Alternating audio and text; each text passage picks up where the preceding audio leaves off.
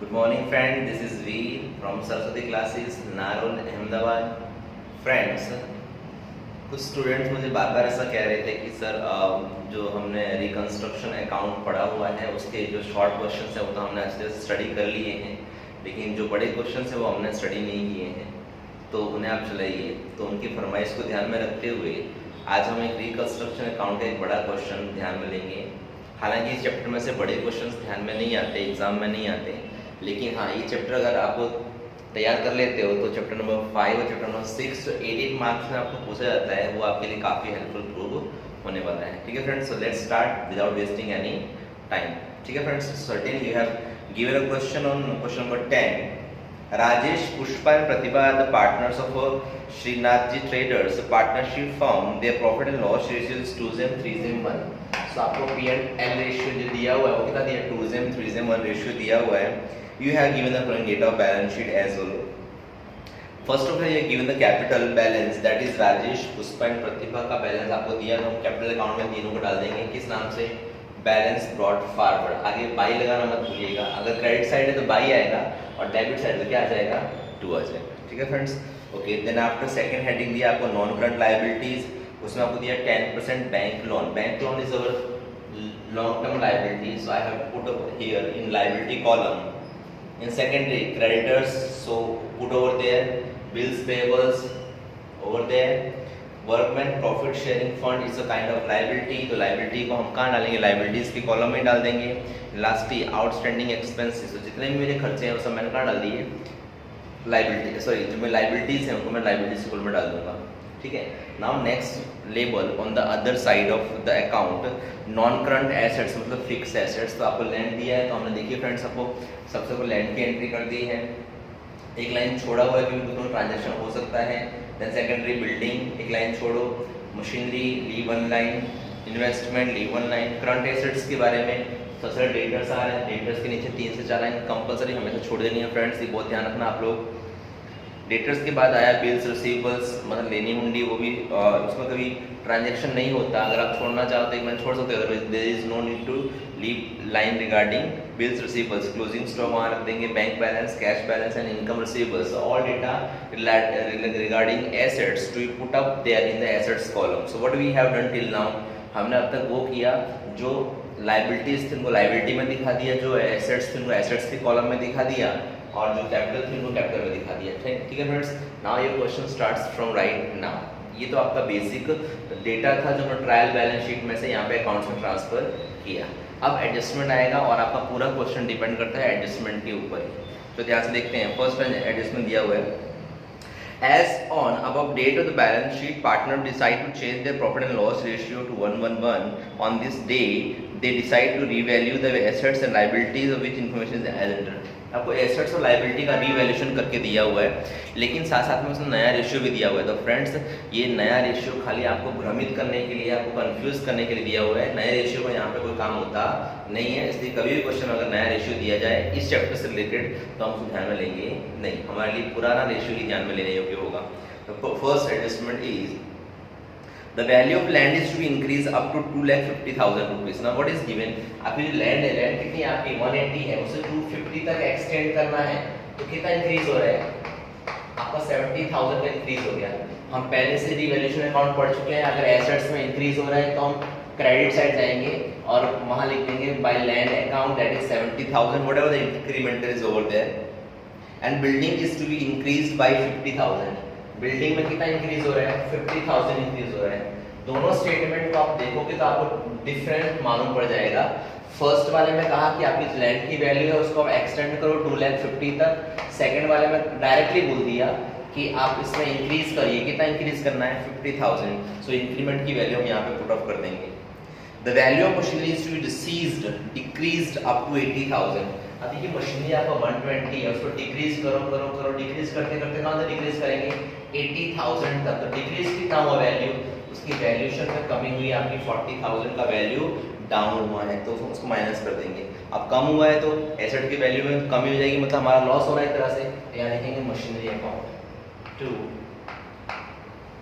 Machinery account, कितना loss हो गया, it's a kind of loss. अगर आपकी एसेट्स की वैल्यू इंक्रीज हो रही है मतलब आपका फायदा हो रहा है, और एसेट की वैल्यू कम हो रही है मतलब आपका लॉस हो रहा है एक तरह से। चलो आगे चलते हैं। It is given the value of investment is to be reduce to 30%, कि इन्वेस्टमेंट की जो वैल्यू है वो 30% तक हमने क्या करना है, कम करना है।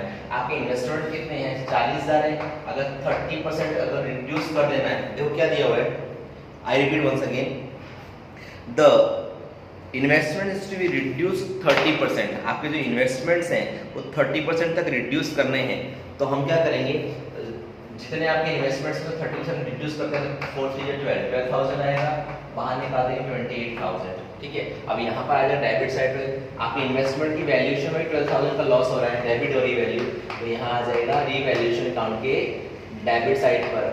फ्रेंड्स आपको ध्यान होना चाहिए कि कोई भी एसेट्स की इंक्रीमेंट हो रही है वैल्यू, तो हम उस वैल्यू को क्या करेंगे, क्रेडिट साइड दिखाएंगे रीवैल्यूएशन अकाउंट के। अगर एसेट्स की वैल्यू में कमी हो रही है तो हम क्या करेंगे, उसको डेबिट साइड दिखाएंगे। ठीक है फ्रेंड्स, आगे बढ़ते हैं अपने। Provision for bad debts reserve is 20% and discount reserve is 5% made of debtors. आप देखो बैड डेट्स रिजर्व रखने की बात कर रहे हैं। बैड डेट्स रिजर्व का मतलब ये होता है कि ऐसा डाउटफुल डेट्स जो शायद इन फ्यूचर मिल भी सकता है और नहीं भी मिल सकता है। लेकिन फ्रेंड्स आपको एक चीज़ खास ध्यान रखनी है कि before calculating bad debts reserve आपको देखना है कहीं पर बैड डेट्स लास्ट में कहीं तो नहीं दिया हुआ ना। जानबूझकर पेपर सेटर ऐसा भी करते हैं कि बैड डेट्स को लास्ट में बोलते हैं, और बैड डेट्स लिखने के पहले हमें ये देखना बाकी अभी कि कहीं सेल्स की एंट्री तो बाकी नहीं है ना। ये एंट्री देखनी बहुत जरूरी है, क्योंकि पहले सेल्स की एंट्री होगी, फिर बैड डेट्स की एंट्री होगी, फिर बैड डेट्स रिजर्व की एंट्री होगी, and after that discount on debtors आएगा। अब आप चेक कर सकते हैं आगे, तो अगर कोई सेल्स से रिलेटेड कोई एंट्री बाकी हो तो हम उसको पहले कर लेंगे, नहीं कहीं दिख नहीं रही है तो डायरेक्टली स्टार्ट करते हैं। डेटर्स में कहा है कि minus bad debts reserve, BDR shortly is to be return. कितना बैड डेट्स रिजर्व है, 20%, तो 50,000 का 20% कितना हुआ, 10,000, तो यहाँ आ जाएगा 40,000। और फिर माइनस करेंगे, इसमें से क्या माइनस करेंगे, discount reserve, discount on debtors. वो आपको अमाउंट दी है या परसेंटेज दिया है, आपको बुक में देखना पड़ेगा। It is 5% on debtors given to you, so 40,000 का 5% हो जाएगा 2,000। आउटर कॉलम निकाल देंगे 38,000 रुपीज। ठीक है फ्रेंड्स, अब ये दो एंट्री है जो हमने यहाँ बैलेंस शीट में दिखाई हुई है। एक तो बैड डेट्स रिजर्व, ये एक तरह का लॉस ही है हमारा BDR अकाउंट, और दूसरा जो है आपका डिस्काउंट रिजर्व ऑन डेटर्स। तो दोनों तरह से लॉस ही है, क्योंकि आपको डेटर्स से भी अमाउंट नहीं मिल रही, एक्चुअली मिलेगी से या नहीं मिलेगी उसका डाउट है, तो आपने पहले से ही रकम निकाल के रखी हुई है। सो BDR का मतलब क्या होता है, it is not actually loss but we have assumed, हमने ऐसा मान लिया होता है कि शायद ये पैसा कस्टमर हमें देगा नहीं, तो ये लॉस हमें सहन करना पड़ सकता है। उसके बारे में प्री मैच्योर हम लोग क्या करते हैं, पहले से ही ऐसा मान के चलते हैं कि शायद ये लॉस हमारा हो जाएगा। ठीक है फ्रेंड्स, आगे चलते हैं। The stock value is 15 reduced by 20%। अब आप समझो आपका स्टॉक जो 15,000 का है उसकी वैल्यू 20% कम करनी है, मतलब कितनी कम करनी है, 3,000 कम कर देनी है। ठीक है, एक्चुअली बाकी जो स्टॉक है उसमें कोई चेंज नहीं करना है, वो जैसा है वैसे वैसा रहेगा, तो हमें उसको गिनना भी नहीं है। रियल में आपका स्टॉक है कितना, आप देखिए ध्यान से, आपका जो स्टॉक है वो 35,000 का है। ठीक है, तो 35,000 के स्टॉक में से जो कमी करने की बात कर रहे हैं वो सिर्फ 50,000 में ही प्लस माइनस करना है, और उसमें भी हमें इस 12,000 को कोई छेड़खानी करनी नहीं है। सिर्फ कमी कितनी हो रही है, रिडक्शन कितना हो रहा है, 3,000, तो उतने में कमी करते हैं, तो माइनस रिड्यूस्ड 3,000, तो भी हम बाहर के कॉलम में निकाल देंगे 32,000। Friend I hope you understand this one. क्या दिया था कि आपको एक स्टॉक की वैल्यू दी थी 35,000 रुपीज़ की, उसमें कहा हुआ है कि 35,000 में से 15,000 के स्टॉक में कुछ चेंजेस करने हैं, मतलब बाकी 20,000 का स्टॉक बचा उसमें कोई चेंज करना ही नहीं है, तो कुछ चेंज नहीं करना है तो उसमें कुछ चेंज होगा भी नहीं। और 15 में कितना चेंज हुआ, 20%, मतलब 3,000 का चेंज दिखा, तो उस 3,000 को जो माइनस करना उसको माइनस कर देंगे डायरेक्टली स्टॉक में से, सो दैट 35 माइनस 3, तो आपको आउटर कॉलम कितना मिल जाएगा, 32,000 रुपीज़ देखने को मिलेगा। ठीक है फ्रेंड्स, चलो आगे बढ़ते हैं अपने। On the very next point, an amount of 20,000 is not paid to creditors।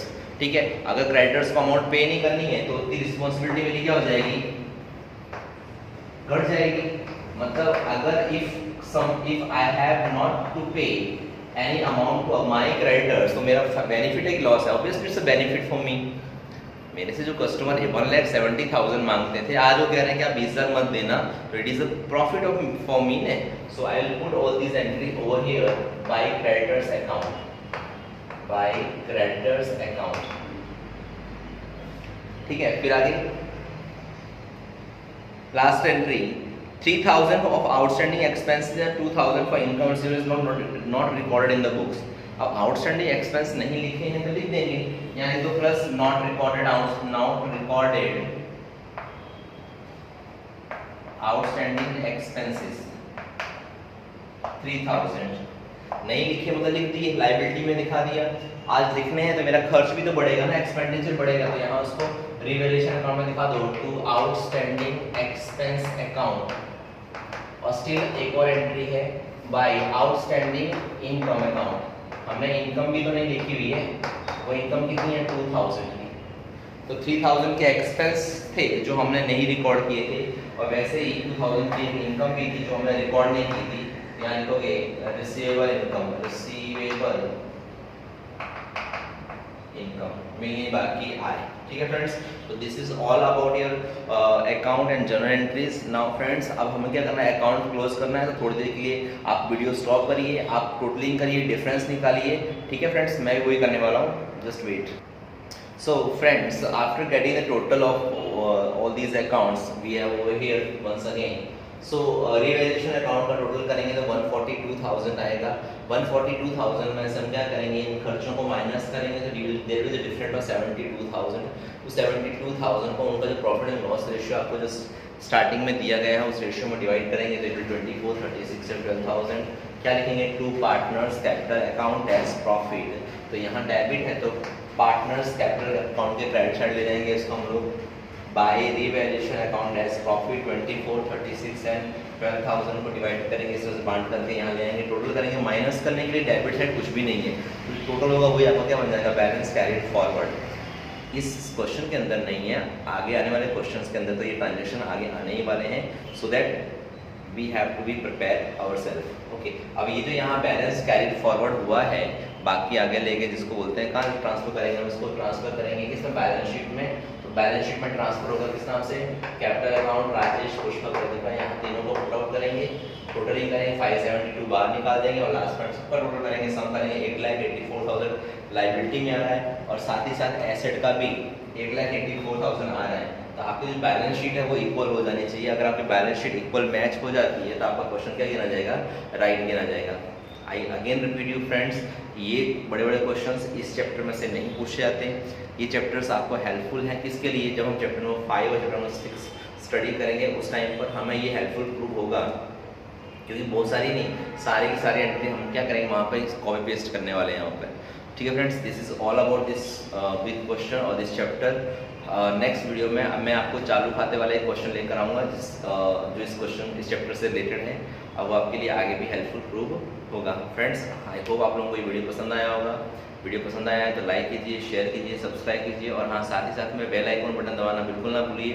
और हाँ रेड बटन जो है जिसको हम सब्सक्राइब कहते हैं उसे दबाना ना भूलिए, सो दैट नेक्स्ट वीडियो जैसे मैं अपलोड करूँ आपको तुरंत उसका नोटिफिकेशन क्या होता है, मिल जाए। ठीक है फ्रेंड्स, तो मिलते हैं नेक्स्ट वीडियो में। Till then bye bye, see you, have a good day.